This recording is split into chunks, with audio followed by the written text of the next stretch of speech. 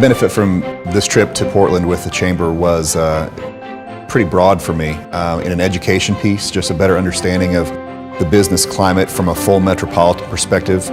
Even though our office is on the far west side, we understand our role and our ability to sustain and grow business in a whole scene. The other benefits, relationships, leadership skills, styles, truly getting to sit next to people that have grown businesses or have become very dynamic leaders, and let them say, hey, yeah, don't make this mistake, or hey, this really worked for me.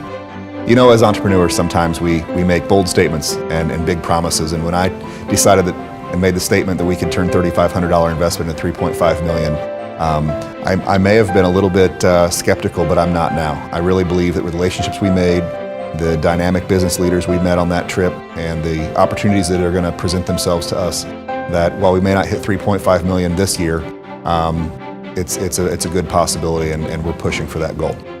Content on the trip was great. There was a wide scope. For me, the main focus is a lot of mass transit, understanding how mass transit affects the whole economic growth of the city, not just those that use it.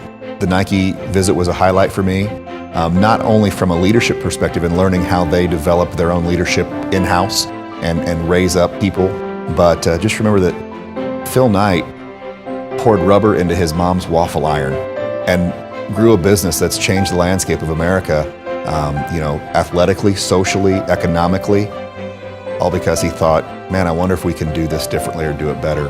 And the same thing with the wineries we visited. The folks that went out there at a couple of those wineries, no one had planted grapes on the hills of Oregon before, out in that region, and they said, the math works out where this region should be able to grow grapes and make great wine, and sure enough, it does. It's really good, and they just, like all business leaders and even business entrepreneurs like myself, had a dream, took some chances, chased it, and through some luck and through some blessing and through some hard work, really achieved some great goals.